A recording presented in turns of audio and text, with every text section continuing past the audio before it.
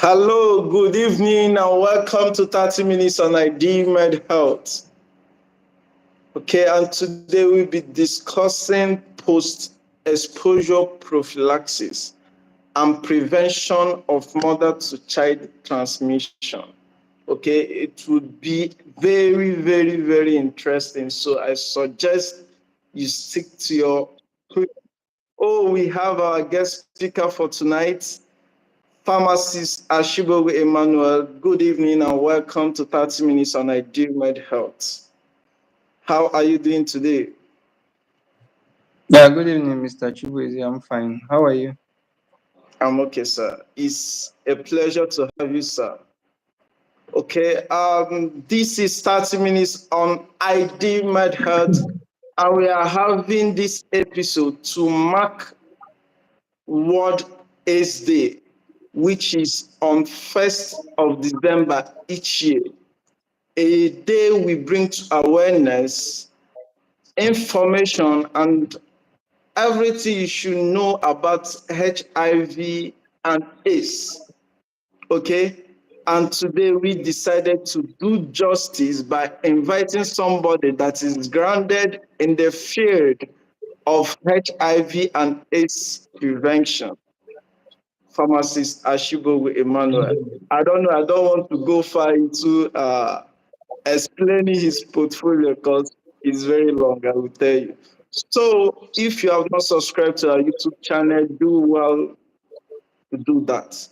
And don't forget to on your notification button and also follow us on all our social media handles at iDealmedhealth. Okay? You would not regret knowing us. So back to our business.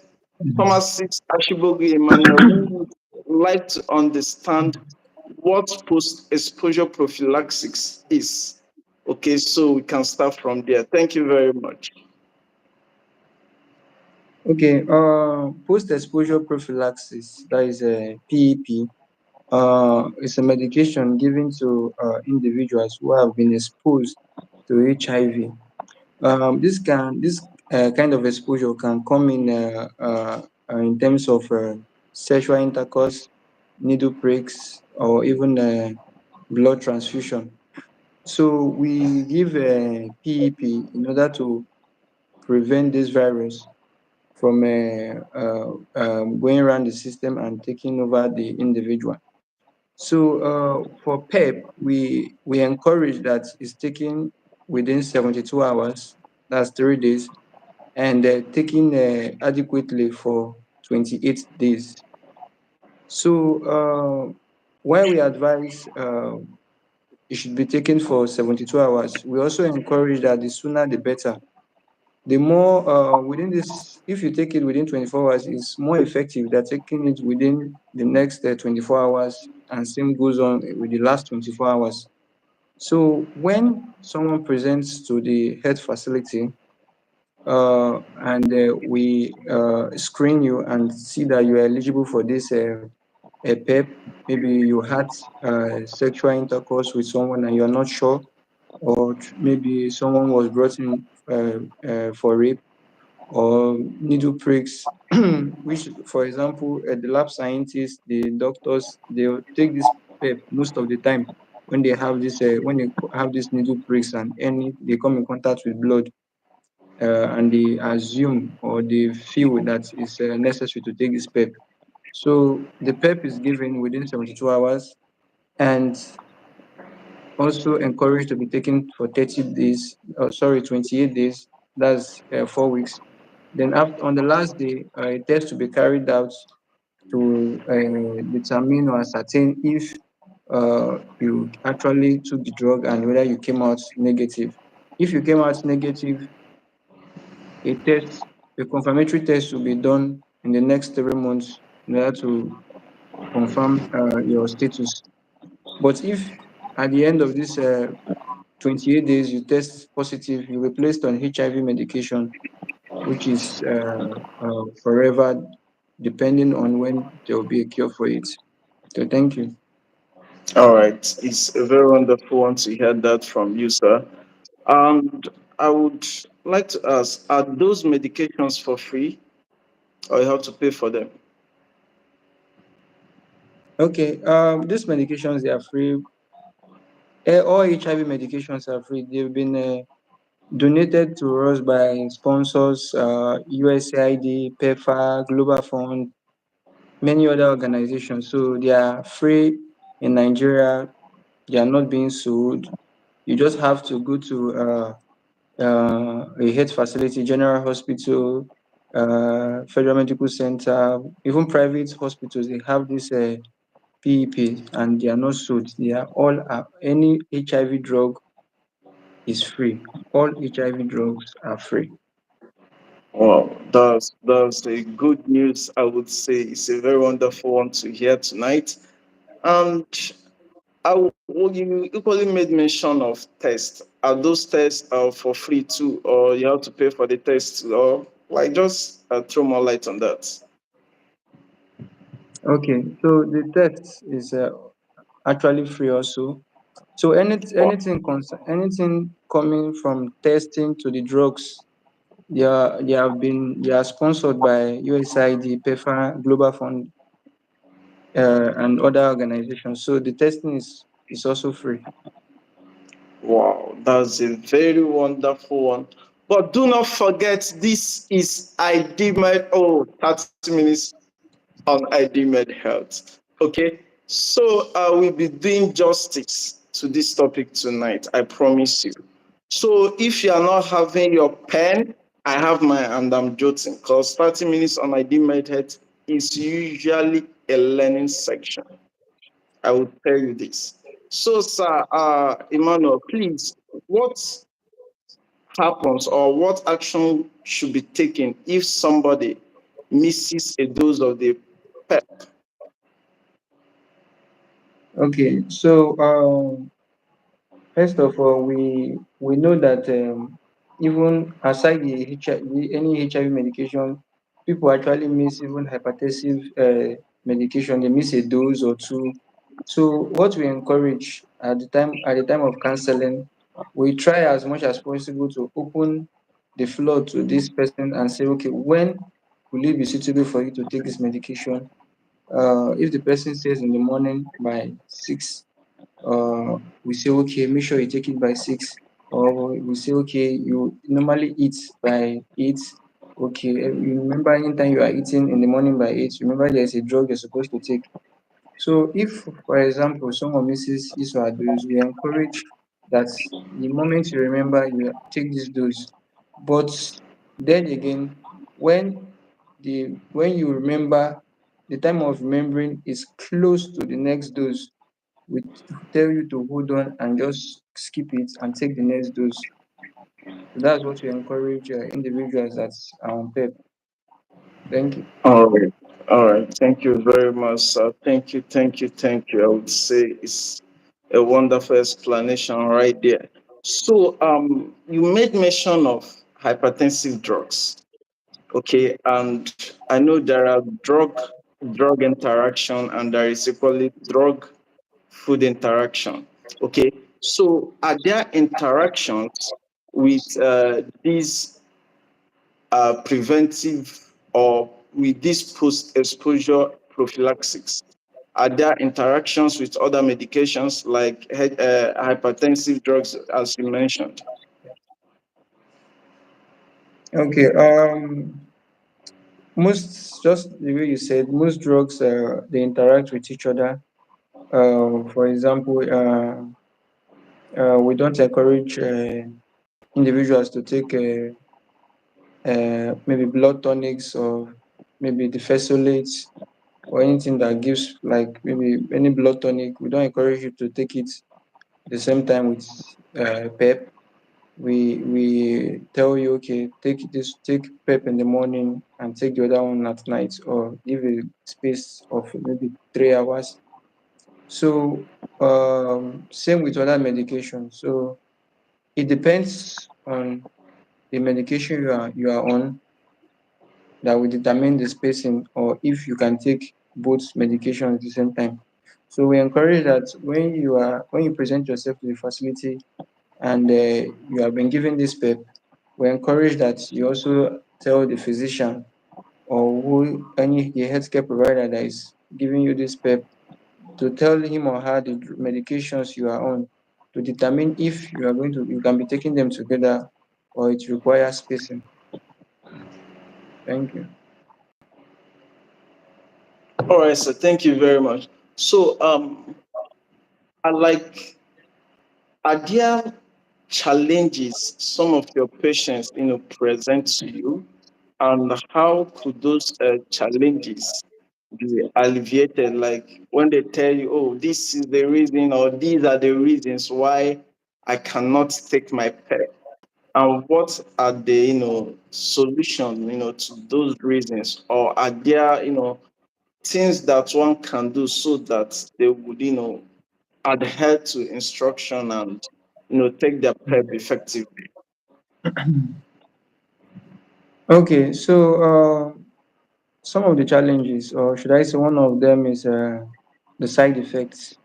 Um, some of the side effects of a PEP, some are headache, dizziness, abdominal pain. On rare occasions, we've had complaints about some of these that is giving them this kind of making them to be discouraged on continuing the PEP. But 90, should I say 95% of them are here because when you are being told that if you don't take this drug, you will have HIV, uh, most of them they take it very well. Even the ones that still come, the 5% that will still come back and say, "Sir, or man, this drug, see what he did to me yesterday or a day for yesterday." So we just try to we just try to encourage them that these are just side effects that will resolve on their own within 1 to 2 weeks. And most of the time they resolve on their own and they complete the medication. Wow, that's amazing. That's amazing. Thank you very much, Sir Emmanuel. This is 30 minutes on Ideal Med Health. Okay, if you are not following us, you are very wrong. You are wrong.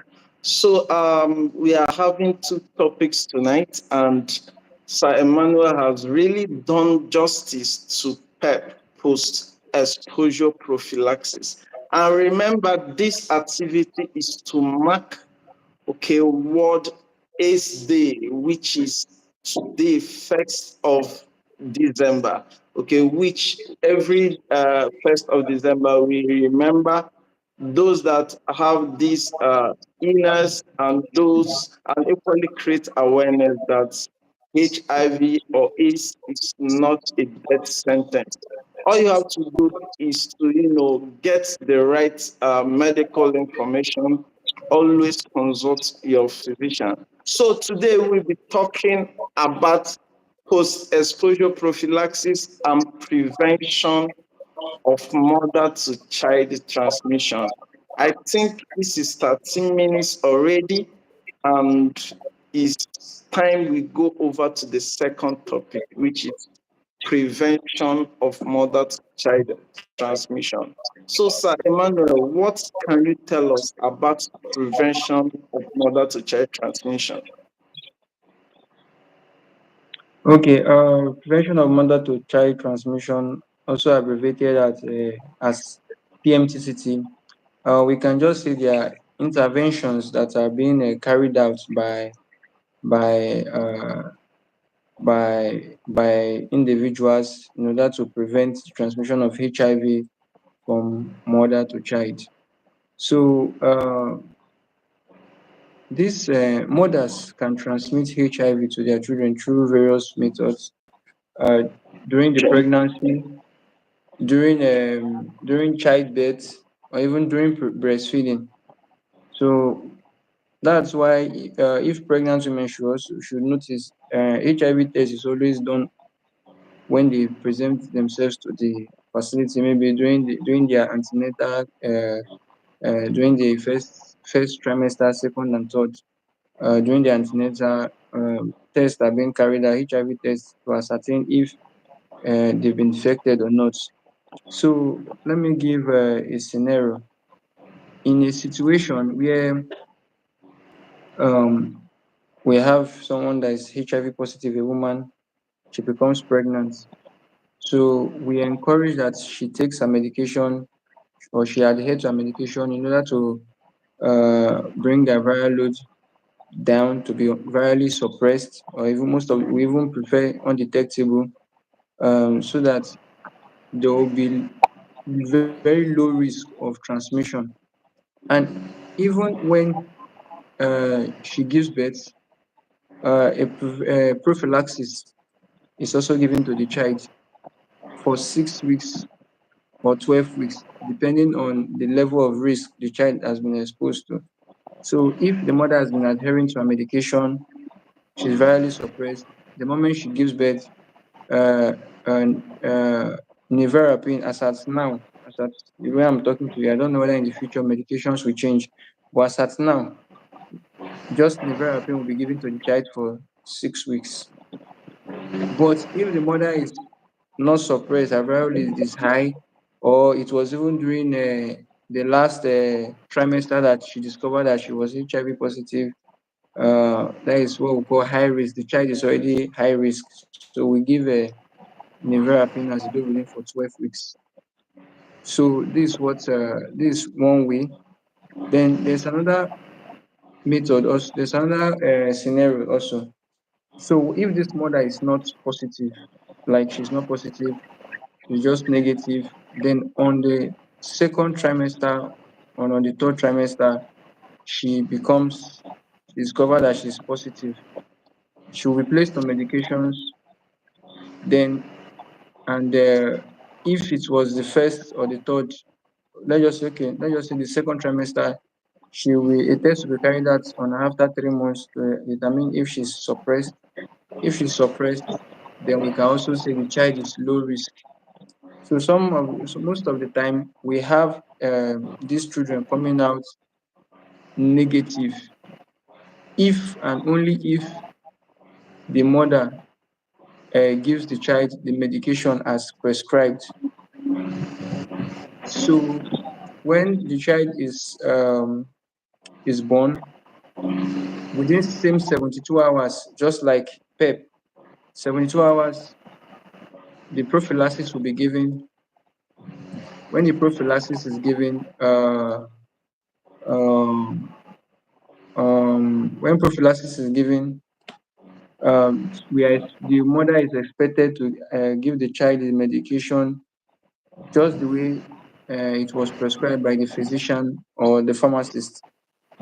So when this is done, most of the time when the first DBS, the second DBS is done, that is dry blood spots, a situation where they just prick the tools of the child and they just collect the blood there and do dry blood spots, DBS. When it comes out negative, we also do it again. I think we do it for uh, I think 6 weeks, 9 months, and 1 year, 6 months. So this is to just confirm that this child is negative.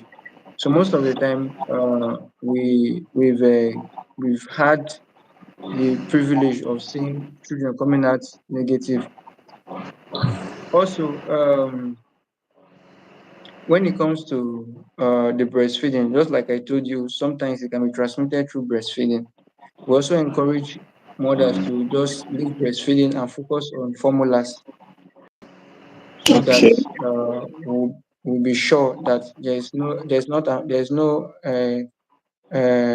no other method of infection since we've already eliminated maybe the from childbirth. So when we are focusing on breastfeeding, we just tell the mother to just focus on formula and leave breastfeeding alone. Thank you. Okay. All right. Thank you, Mr. Emmanuel.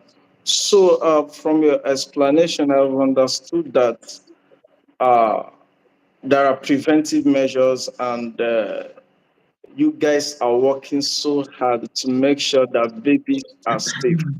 Okay, because by their stage, their immune system is usually very low.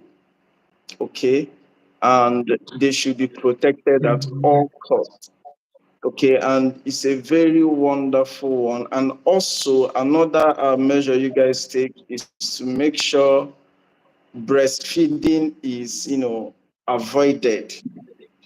Okay, but then on a general note, they don't.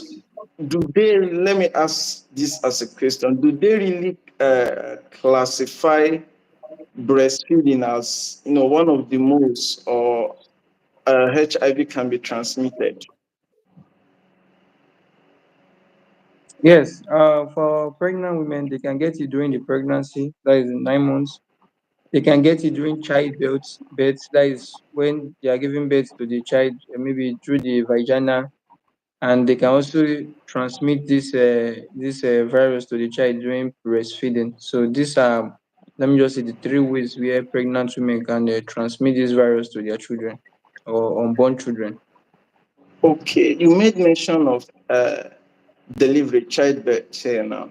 So, is it that CS is preferred, okay, when the mother is positive, is preferred to normal, natural delivery? Okay, not that it's preferred. Even a positive woman can also give birth to the child through the normal vaginal route. It's just that the child is mostly exposed to the blood, like from the mother during the vaginal delivery. So we just how will I put it now?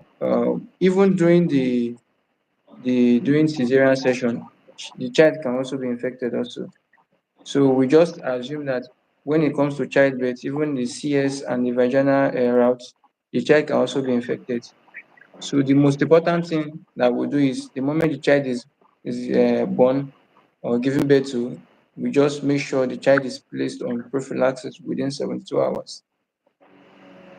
Okay, okay, that's a very wonderful one. Thank you very much, Sir Emmanuel, for this clarification. And do not forget, this is 30 minutes on ID Med Health. This is to mark World AIDS Day, which is 1st of December every year. Also, we recommend you subscribe to our YouTube channel, turn on your notification bell, because that's one of the ways you can keep encouraging us. And do well to follow all our social media handles at iDealmedhealth. Okay, this topic is a must for everyone. If you are planning to, marry, you need this topic. If you're already married, you need to be on ID method. Well, we still save the video for you. Okay, so thank you very much, Sir Emmanuel. I have another question. Hope I'm not asking too much, but I have another question. Okay, uh, are there rules the male partners can play, okay, in prevention of mother to child transmission? Okay, so there are rules where the the fathers can also help in this prevention of mother to child transmission. One of those is for them to take their medications also, because if the mothers are taking their own medication and they are suppressed and the father is not taking, it's also making the woman also to just feel as if she's not taking her medication, because it will still be transmitting more viruses to the mother. So he has to also take his own medication also. So another way he can also do this is um, there's for women, most especially now that we are going into the 20, like modern age now, even now the interior villages now are becoming aware. They have been, when you present yourself to the healthcare center, you'll be given like the expected date of delivery.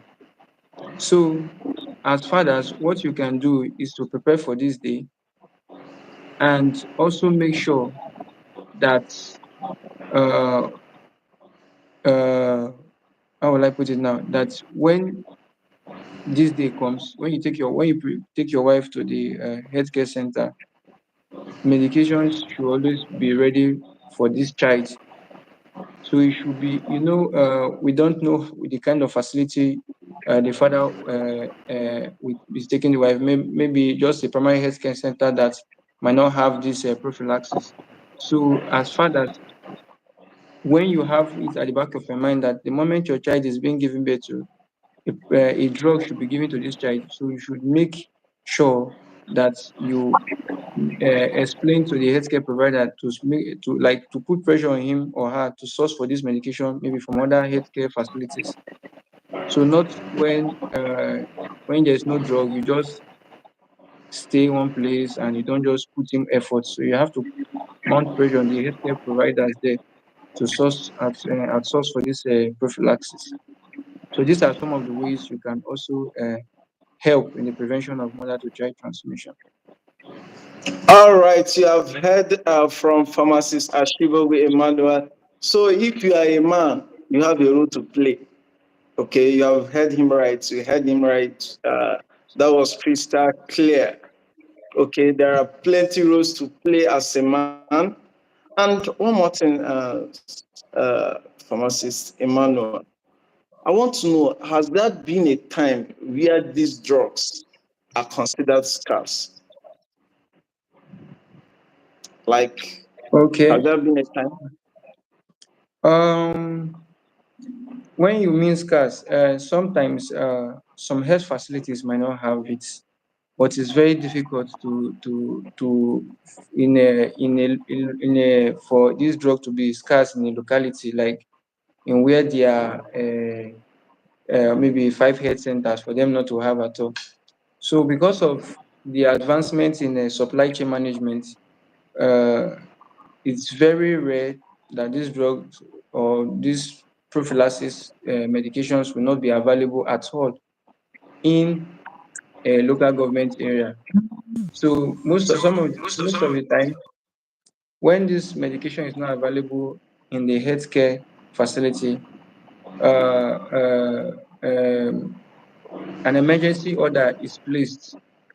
But if usually it takes 2 weeks, but if it takes time or it's not forthcoming, you can also place kind of an internal requisition from another facility to just lend you or then something like that. But it's very difficult, or it should be even be unheard of that this drug is not available in a locality. Wow. All thanks to the sponsors of HIV drugs. And also, I heard supply chain management. They are doing a great job for making it readily available. So it's a very wonderful one to appreciate those people. I would say it's not easy. And Sir Emmanuel, one more thing. I want to know, are there medications or antiretroviral drugs designed specifically for uh, positive mothers, HIV positive mothers? No, no, no. They are not all HIV medications. What the men are taking, that's what the women are taking. So they are not specific medications designed for just pregnant women. So it's just what the general population is taking. That's what mothers are also taking. Wow, okay, and that's a very nice one so that supply would equally be effective. So it's a wonderful one having you, Sir Emmanuel, on 30 minutes on iDealmedhealth. Remember what we stand for: making preventive health information accessible in every household. And today we are doing this to mark World AIDS Day. All right, is what knowing that HIV is preventable, okay? And your kid or your baby can be protected even when you are positive. That's a big news, okay, to me. So, Simon, what is your final advice on post-exposure prophylaxis and prevention to mother-to-child transmission? Okay, so I would say for post exposure prophylaxis, that is a PEP, I will advise anyone that has been exposed. Most of the time, I hear maybe the guys or the young boys and young girls, when they have unprotected sex, the next thing that will come to their mind is how to prevent gonorrhea. But that should even be the least of your problem. So HIV should just be should be the first ailment that should come to your mind. And the moment it comes, please just present yourself to the health facility, and also make sure you do this within 72 hours. Then for the mothers, I want to also tell you, because we know there's mother's love is just the best. I know most women will not even want their children to even go through the burden of taking drugs every day. So please and please, for mothers, if you are HIV positive, I want to let you know that there is a 99.9% chance that your child, or if you are carrying two, or your children or more, will come out negative if you present yourself to the facility on time and adhere to their medications. Thank you. Wow. Thank you very much, pharmacist Ashibowe Emmanuel.